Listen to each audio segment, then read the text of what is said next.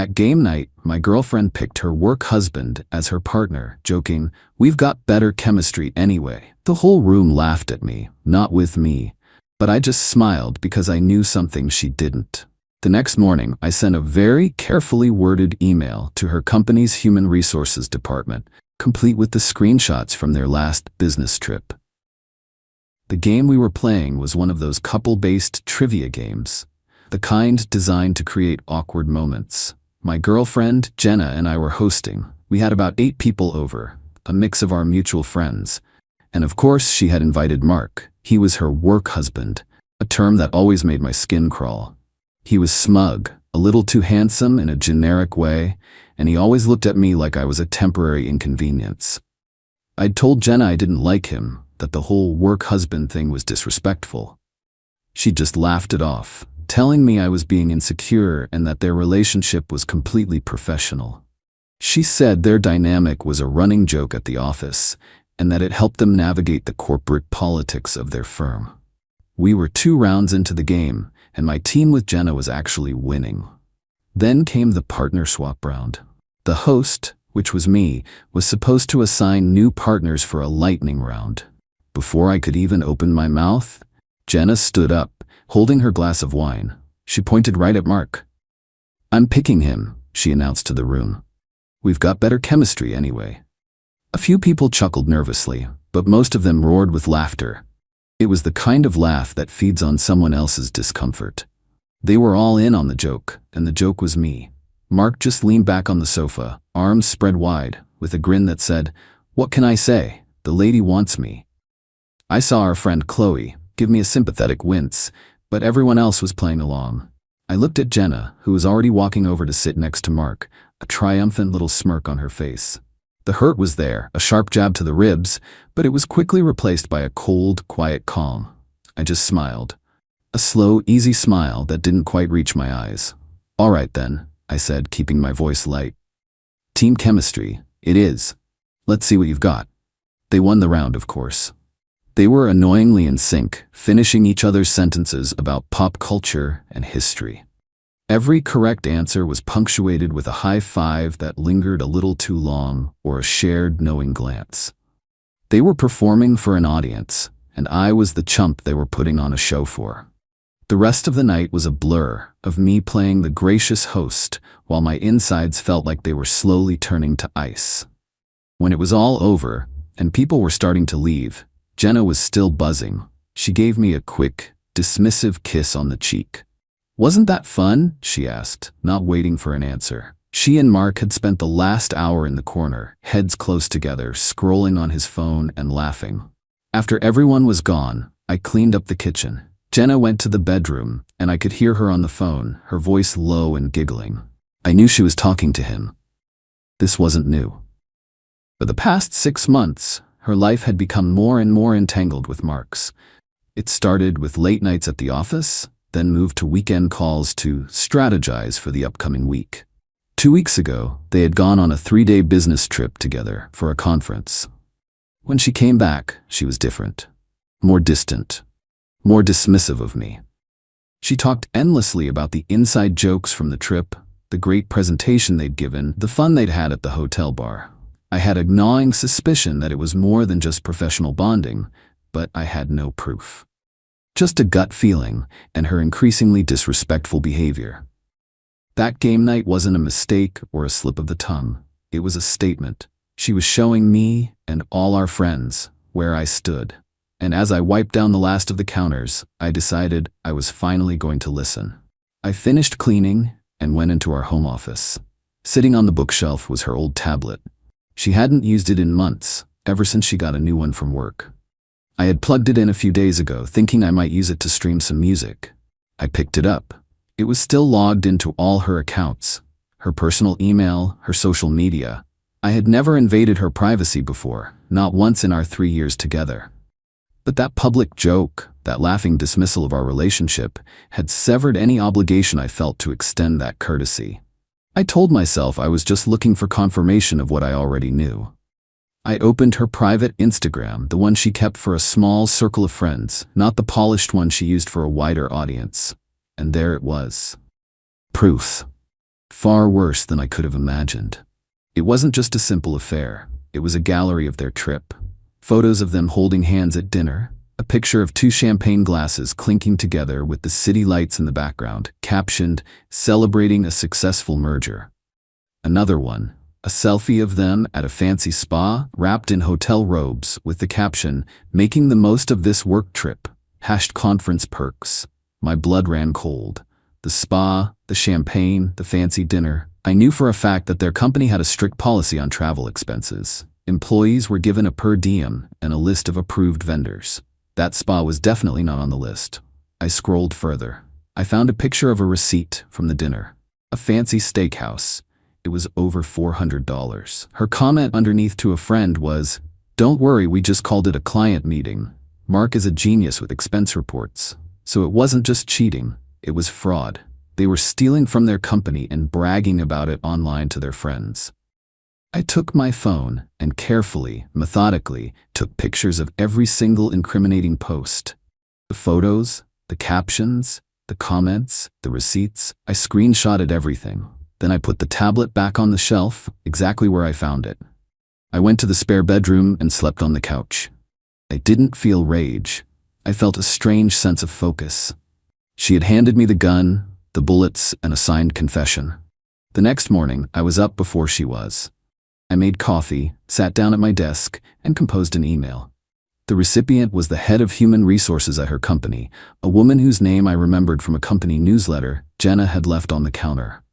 I knew their company, a major player in the tech industry, had just spent the last quarter in the news for an executive embezzlement scandal. They were on a massive public relations campaign about their new zero-tolerance policy on ethical violations. I knew they would have to take any credible report of fraud seriously and act swiftly to avoid more bad press. The subject line was simple, regarding the code of conduct and expense policy. The email was polite, professional, and devastating. I introduced myself as Jenna's long-term partner. I explained that I had recently become aware of a potential violation of company policy that I felt obligated to report. I attached the screenshots, all of them. The spa photo, the receipt, her comment about Mark being a genius with expense reports. I wrote that I was deeply concerned that this behavior might reflect poorly on the company's integrity. I ended it by saying I was available to provide more information if needed. I hit send at 8:15 a.m. Jenna came out of the bedroom around 9, looking pleased with herself. She was still riding the high from the night before. "Morning," she said, grabbing a coffee mug. "I'm still laughing about last night. You were such a good sport about it." I didn't answer. I just sipped my coffee and looked at my computer screen. Around 10:30 a.m., I got a text from a friend who works at the same company, in a different department. "What the hell is going on in strategy? Rumor is 2 people are getting canned." I didn't reply. The news started to trickle out. By noon, it was confirmed. Another text from my friend read, "Jenna and Mark both walked out by security an hour ago. Laptops, badges, everything confiscated. Holy crap." They had both been fired. With the company already under a microscope for financial misconduct, my evidence was undeniable, and they had no choice but to make an example of them. It was an immediate termination offense. No warning, no severance. Jenna got home around 1 in the afternoon. I knew the exact moment she arrived because I heard her key slam into the lock, followed by the door flying open. She was pale, her eyes wild with a mixture of panic and fury. She was holding a cardboard box with a few sad-looking desk plants and a framed picture. "You," she screamed, pointing a shaking finger at me. "You did this? How could you?" I kept my voice calm. "I have no idea what you're talking about." "Don't lie to me," she shrieked. "Mark and I were fired. They said an anonymous tip came in about our trip. It had to be you. You're the only one who would do something so hateful." I just looked at her. "So you're saying there was something on that trip to report? Something that would get you fired?" Her face crumpled. She knew she had no ground to stand on. The anger dissolved into desperate tears. "It was a mistake. We were just having fun. You've ruined my life. My career is over." "You did that," I said, my voice still quiet. "You and Mark, you cheated and you stole from your company. I just made sure the right people were aware of it. Now you need to pack your things." She stopped crying and a look of pure, unadulterated arrogance washed over her face. She actually scoffed, a short, sharp, dismissive sound. Pack my things? Don't be ridiculous. I'm not going anywhere, and even if I was, I wouldn't be in trouble for long. She crossed her arms, a smug little smile returning. He'll take me in. Will he? I asked. Of course he will, she said, brimming with confidence. Unlike you, he actually cares about me. We have a real connection. We have chemistry. She pulled out her phone and dialed his number, putting it on speakerphone to make a point. She wanted me to hear him ride to her rescue. He answered on the second ring, his voice tight with panic. Jenna? What the hell is going on? My key card for the garage isn't working. They fired us, Mark, she said, her voice dropping into a dramatic damsel in distress tone. They fired us both. That monster reported us. There was a long silence on his end. Reported us for what? He asked, his voice suddenly wary. The trip, the expenses. I don't know. Listen, it doesn't matter. I need you to come get me. He's kicking me out. Another pause, longer this time. When he finally spoke, his voice was cold. How would he know about the expenses, Jenna? The only way he would know is if he saw those stupid pictures you posted. I told you to keep that stuff off the internet. I did, she insisted. It was on my private account. Well, clearly not private enough, he snapped. My whole career is down the drain because you couldn't resist showing off. Do you have any idea how much trouble I'm in? We're in, Mark, she corrected him. We're in this together. But it's okay, we have each other. I'll just come stay with you until we figure this out. I could almost hear the blood drain from his face through the phone. Stay with me? Are you insane? Jenna, my wife is going to kill me. She already suspects something is going on. If I show up with you and your luggage, my life is over. Not just my career, everything. Jenna's smug expression faltered. Your wife? You told me you were separated. You said the divorce was almost final. Well, it's not, he shot back, and she's not going to be understanding about me getting fired for taking my mistress on a spa day on the company's dime. I can't help you, Jenna. You're on your own. Don't call me again. He hung up. The silence in the room was deafening. Jenna stood there, phone in her hand, her face a mask of disbelief. The foundation of her grand plan, the safety net she was so sure of, had just evaporated. She looked at me, her eyes wide with a dawning horror. The reality of her situation was finally, truly hitting her. Jobless, homeless, and the man she had thrown it all away for had just revealed he was a lying, married fraudster who wanted nothing to do with her. I didn't say a word. I just pointed to the empty cardboard box she had brought home from her office. You should probably start packing now, I said. You have a lot more to fit in there than you thought. She just stared at me for a moment, then sank onto the floor and started to sob. Not the fake, manipulative tears from before, but the ugly, gasping sobs of someone who has lost everything and knows it's entirely their own fault. I walked to the spare room, closed the door, and started gathering the few things of mine that were in the main bedroom. I left her there to pack up the remnants of the life she had so casually destroyed. It took her hours. I could hear her moving around the apartment, punctuated by bouts of crying and the occasional muffled, furious curse. I stayed out of her way. Around 6 o'clock, she was finally done. 3 suitcases and 4 boxes were piled by the door. She looked exhausted and broken. She wouldn't look at me. Where will you go? I asked, not out of sympathy, but out of a practical need to know she was physically leaving my property. My sister's, she mumbled, staring at the floor. For now. Okay, I said. I watched as she struggled to drag the first suitcase out the door. She didn't ask for help, and I didn't offer it. It was a pathetic, slow-motion exit. When she was finally gone, the apartment felt instantly lighter. The lingering tension of the last few months had vanished with her.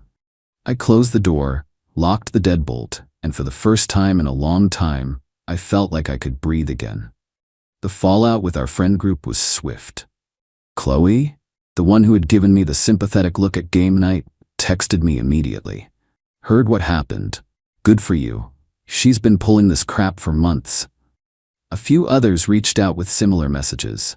The ones who had laughed the loudest at the joke were suddenly silent. They didn't want to be associated with the drama, especially not when it involved cheating and corporate fraud. Jenna had not only lost her job, and her affair partner, but she had also torched her social circle in the process. I spent the next few hours reclaiming my space. I changed the sheets on the bed, cleared her stuff out of the bathroom, and deleted her profile from the smart TV. It was a cleansing ritual. I ordered a pizza, cracked open a beer, and sat on my couch in the glorious, uncomplicated silence of my own home. I didn't feel triumphant. I just felt a profound sense of relief. Then, around 11 that night, my phone buzzed. It was a text from her. I almost deleted it without reading, but my curiosity got the better of me. It wasn't an apology. It wasn't a plea for forgiveness. It was pure, unfiltered entitlement. A final glimpse into the mind of someone who simply could not comprehend the concept of consequences. The text read, "You owe me.